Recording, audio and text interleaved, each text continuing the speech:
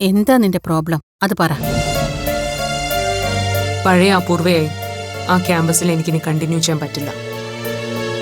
ക്ലാസ്സിൽ separate block അനുവദിച്ചത് എൻ്റെ സൗകര്യം നോക്കിയല്ലെന്ന് പ്രിൻസിപ്പൽ എന്നോട് വ്യക്തമാക്കിയതാ. പക്ഷെ അതുകൊണ്ട് മാത്രമായില്ലല്ലോ. എൻ്റെ പല ആവശ്യങ്ങളും അവരെ നിഷേധിക്കും. എങ്ങനെയെങ്കിലും എന്നെ അവിടുന്ന് പുറത്താക്കുക എല്ലാവരുടെയും ലക്ഷ്യം. അങ്ങനെ എല്ലാവരെയും ശത്രുപക്ഷത്ത് നിർത്തി എനിക്ക് എങ്ങനെ എൻ്റെ പഠിത്തമായിട്ട് മുന്നോട്ട് പോകാൻ കഴിയും? അതൊക്കെ നിനക്ക് വെറുതെ തോന്നുന്നതാണ് അപ്പു. പിന്നെ കുറച്ചൊക്കെ നീയും കണ്ടില്ല കേട്ടില്ല എന്നുള്ള മട്ടില് ഒഴിവാക്കാൻ നോക്കണം. നീയൊന്ന് അഡ്ജസ്റ്റ് ചെയ്യാൻ ശ്രമിച്ചാ. മാക്സിമം അഡ്ജസ്റ്റ് ചെയ്യാൻ ഞാൻ റെഡിയാ അമ്മ. അമ്മയ്ക്ക് അത്ര നിർബന്ധമാണെങ്കിൽ ഞാൻ നാളെ മുതൽ കോളേജിൽ പോവാം. പക്ഷേ നാളെ ഒരു ദിവസത്തേക്ക് അമ്മ എൻ്റെ ഒപ്പം ഒന്ന് വരേണ്ടി വരും. പറ്റുമോ? അതെന്തിനാ ഞാൻ വരുന്നത്? അമ്മ വന്ന് പ്രിൻസിപ്പലിനെ കണ്ടൊന്ന് സംസാരിക്കണം. ഞാനൊരു ട്രാൻസ്പേഴ്സൺ ആണെന്നും അതൊരു രക്ഷിതാവെന്ന നിലയിൽ അമ്മ അംഗീകരിച്ചു കഴിഞ്ഞതാണെന്നും പറയണം. അതുകൊണ്ട് ഇനി അതിൻ്റെ പേരിൽ എനിക്ക് ക്യാമ്പസിൽ ശാരീരികമായോ മാനസികമായോ ഒരു ബുദ്ധിമുട്ടും ഉണ്ടാവരുതെന്ന് അമ്മ നേരിട്ട് പ്രിൻസിപ്പലിനോട് ആവശ്യപ്പെടണം. വേണ്ടി വന്ന രേഖാമൂലം തന്നെ.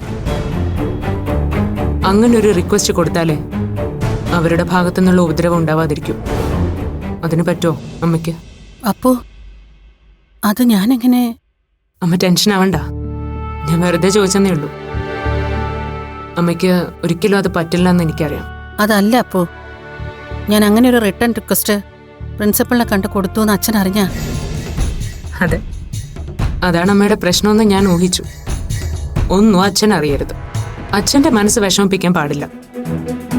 അതിനുവേണ്ടി ഞാൻ എന്തും സഹിക്കണമെന്ന് പറയുന്നതിൻ്റെ യുക്തിയും എനിക്ക് മനസ്സിലാവാത്ത. എല്ലാവരെയും സന്തോഷിപ്പിച്ച് എല്ലാ കാര്യവും ചെയ്യാൻ സാധിക്കില്ലെന്ന് അമ്മയ്ക്ക് മനസ്സിലായില്ലേ? അതുകൊണ്ട് ഇക്കാര്യം പറഞ്ഞ് ഇനി എന്നെ നിർബന്ധിക്കരുത്. അല്ലെങ്കിലും എൻ്റെ കാര്യത്തിൽ വ്യക്തമായൊരു തീരുമാനമാവാതെ എനിക്ക് പഠിത്തത്തിൽ കോൺസെൻട്രേറ്റ് ചെയ്യാൻ സാധിക്കില്ല. പിന്നെ വെറുതെ എന്തിനാ? അമ്മ പോയിക്കോ.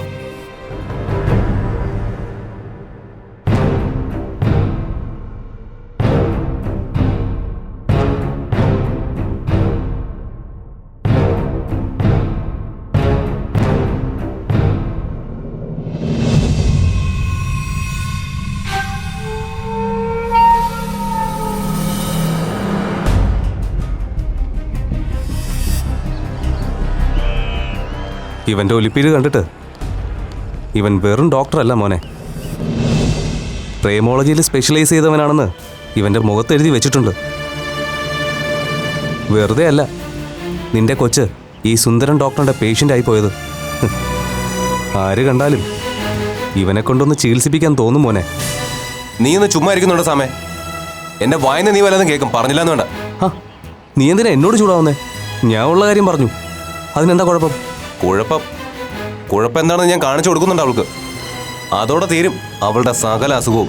ഹലോ, എന്താണ്? ആഹാ, വന്നല്ലോ ബ്രോഡ്കാസ്റ്റിംഗ് സെന്റർ.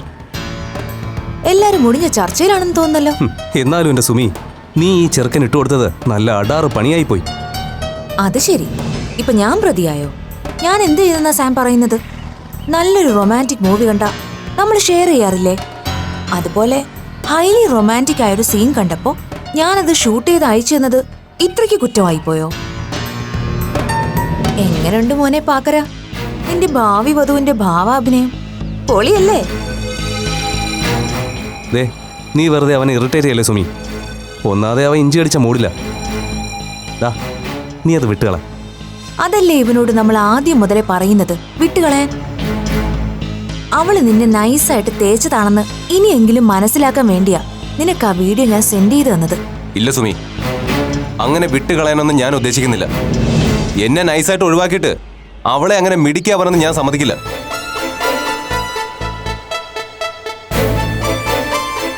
ആദ്യം ഞാൻ കരുതിയത് എന്നെ ഒഴിവാക്കാൻ വേണ്ടിയാവും അവൾ ഈ നാടകം കളിക്കുന്നതെന്നാ. പക്ഷെ അതൊന്നും ആയിരുന്നില്ല അവളുടെ മനസ്സിലെന്ന് ഇപ്പൊ എനിക്ക് ശരിക്കും ബോധ്യായി. ഒരു ഡോക്ടറിനെ ഒത്തുകിട്ടിയപ്പോ അവൾ എന്നെ ഒഴിവാക്കി മിടിക്കാവുക. പക്ഷെ അവൾക്ക് അരുൺ ആരാണെന്ന് ശരിക്കും മനസ്സിലായിട്ടില്ല. അല്ല മോനെ, ഇതുവരെ ഈ ഫ്രെയിമിലൊന്നും ഇല്ലാതിരുന്ന ഈ ഡോക്ടർ ഹീറോ ഇപ്പൊ പെട്ടെന്ന് എവിടുന്ന് പൊട്ടി വീണു? അതിന്റെ പിന്നിൽ എന്തൊക്കെയോ ദുരൂഹതകളുണ്ടല്ലോ. നീ അവനെക്കുറിച്ച് ഡീറ്റെയിൽഡ് ആയിട്ടൊന്നും അവളുടെ തന്തപ്പടിയോട് ചോദിച്ചില്ലേ? ഫാമിലി ഫ്രണ്ടിന്റെ മകനാണെന്ന് എൻ്റെ അടുത്ത് അയാൾ പറഞ്ഞത്. അവൾക്ക് ഡിപ്രഷൻ അടിച്ചപ്പോ ഇവനാണത്രേ അവളെ രക്ഷിച്ച് നോർമലാക്കിയത്. ഓ, അപ്പൊ അത് മെന്റൽ ആണല്ലേ? I mean mental doctor. പക്ഷെ കണ്ടിട്ടൊരു പയ്യൻസ് ലുക്കാണ് മോനെ.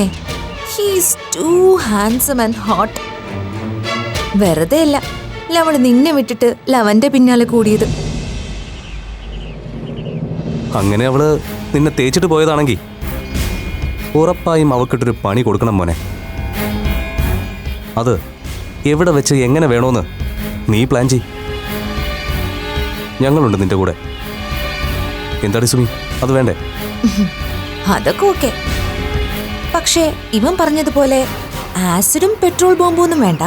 കുറച്ചും കൂടി താഴോട്ടിറങ്ങി എന്നാൽ അവൾ അത്ര പെട്ടെന്നൊന്നും മറക്കാത്തൊരു പണി. അതിന് അവൾ ക്വാളിഫൈഡ് ആണ്. ദാ, നീ എന്തു പറയുന്നു? ഈ ആഴ്ച കോളേജ് വെച്ച് തന്നെ അതങ്ങ് സെറ്റാക്കിയാലോ? ഏതായാലും നിനക്ക് അവളെ കിട്ടാൻ പോകുന്നില്ല. എങ്കിൽ പിന്നെ അവളെ ശരിക്കൊന്ന് പേടിപ്പിച്ചു വിട്ടാലോ?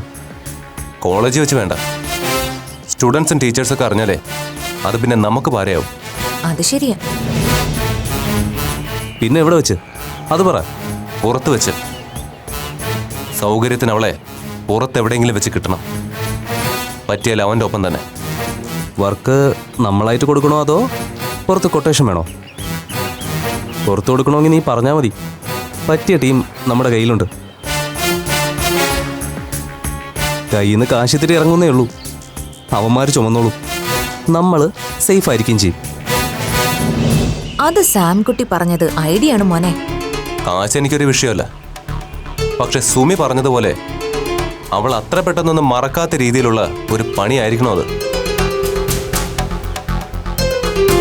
അതിന്റെ എഫക്റ്റില് ആ ഡോക്ടർ അവളെ ഒഴിവാക്കി പോയാ അത്രയും ഹാപ്പി. അപ്പോഴും കുറുക്കന്റെ കണ്ണ് കോഴിക്കൂട്ടിലാണല്ലോ മോനെ. മനസ്സിലായി മനസ്സിലായി.